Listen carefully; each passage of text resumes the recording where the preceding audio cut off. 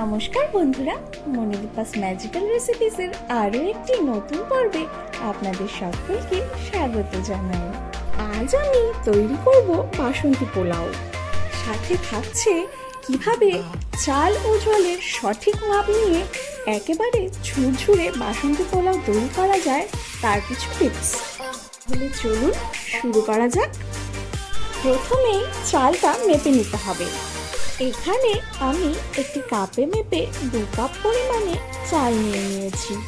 এবারে চালগুলোকে বেশ কয়েকবার জল পাল্টে পাল্টে ভালোভাবে ধুয়ে নেব। চালগুলি ভালোভাবে ধুয়ে নেবার পর 30 মিনিট সময় মতো ভিজিয়ে রাখবো। 30 মিনিট পর এভাবে একটি ছাঁকনির সাহায্যে চালের সমস্ত জলগুলি ছড়িয়ে নেব।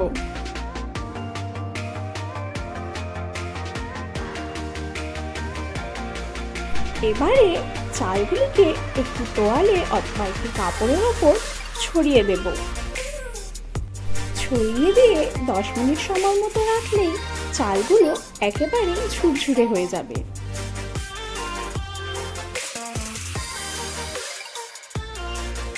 মিনিট পর চালগুলিকে একটি পাত্রে তুলে নেব। দিয়ে দিচ্ছি 2 চামচ পরিমাণে ঘি। দিয়ে দিচ্ছি স্বাদ মতো নুন। এবারে দিয়ে দিচ্ছি 3 চামচ পরিমাণে চিনি। চিনিটা আপনারা আপনাদের স্বাদ অনুযায়ী ব্যবহার করবেন। দিয়ে দিচ্ছি সামান্য পরিমাণে বাটা গরম মশলা। দিয়ে দিচ্ছি সামান্য পরিমাণে হলুদ গুঁড়ো ও সামান্য পরিমাণে আদা বাটা। এবারে এই সমস্ত কিছুর সাথে চালটাকে বেশ ভালোভাবে মেখে 30 মিনিট সময় মতো রেখে দেব। এই বাসন্তী পোলাও সাধারণত গোবিন্দভোগ চালের তৈরি করা হলেও আমি এখানে ব্যবহার করেছি তুলাইপাঞ্জি চাল। আপনারা চাইলে গোবিন্দভোগ চাল অথবা বাসমতি চালও ব্যবহার করতে পারেন।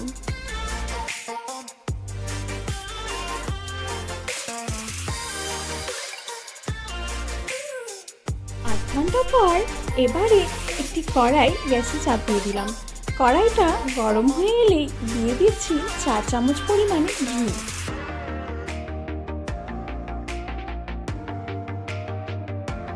ঘি সামান্য গরম হয়ে এলে দিয়ে দিচ্ছি 2টো তেজপাতা, কয়েকটি দারচিনি, কয়েকটি এলাচ এবং কয়েকটি লবঙ্গ।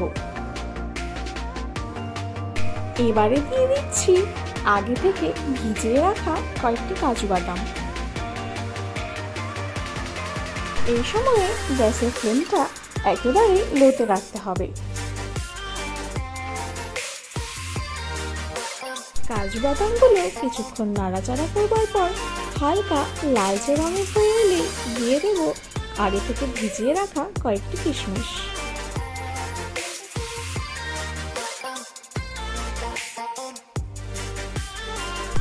কিশমিশগুলো কিছুক্ষণ নাড়াচাড়া করবার পর এরকম একটু নাদুস নুদুস হয়ে এলেই মাখানো চালগুলোকেও এবারে ছেড়ে দিতে হবে।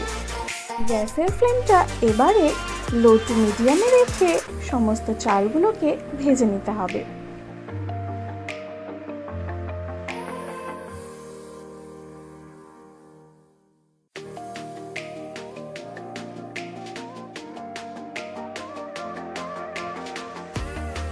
এই সময়ে চালগুলো অনবরত নাড়াচাড়া করতে হবে, নইলে চালগুলো পোড়া লেগে যেতে পারে।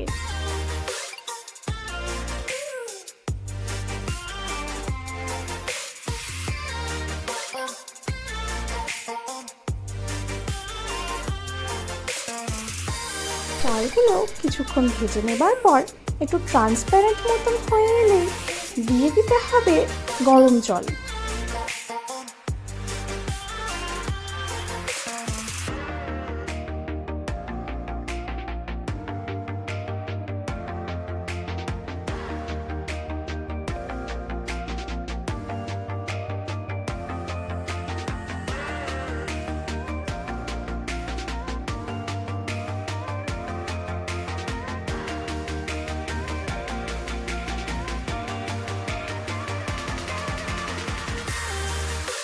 এখানে আমি 2 কাপ পরিমাণে চাল ব্যবহার করেছিলাম, যেহেতু তাই দিয়ে দিচ্ছি 4 কাপ পরিমাণে গরম জল। অর্থাৎ মনে রাখতে হবে যতটা চাল নেব ঠিক তার ডাবল গরম জল দিতে হবে।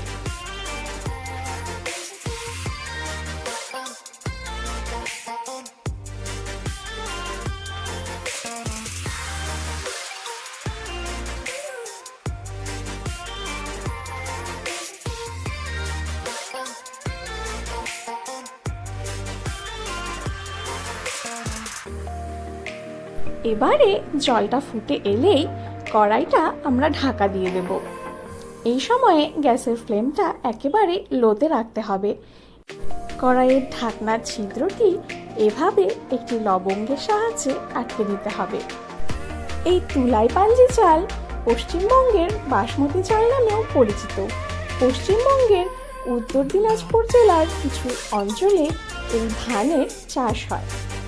2012 সালে পশ্চিমবঙ্গ সরকার এই চালকে লন্ডন অলিম্পিকে ফুড ফেস্টিভ্যালেও পাঠিয়েছিল।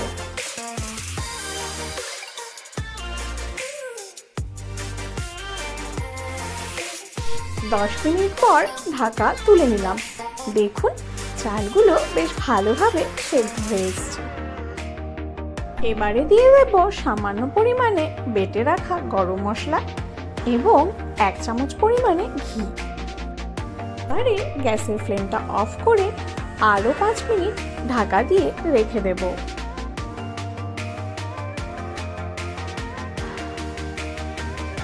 মিনিট পর ঢাকা তুলে গরম গরম পরিবেশন করুন এই সুস্বাদু ঝুরঝুরে বাসন্তী পোলাও।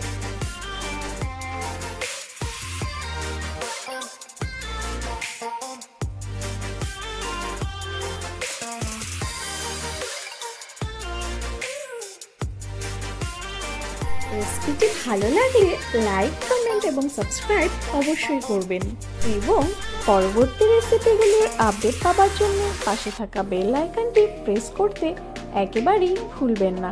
Thank you.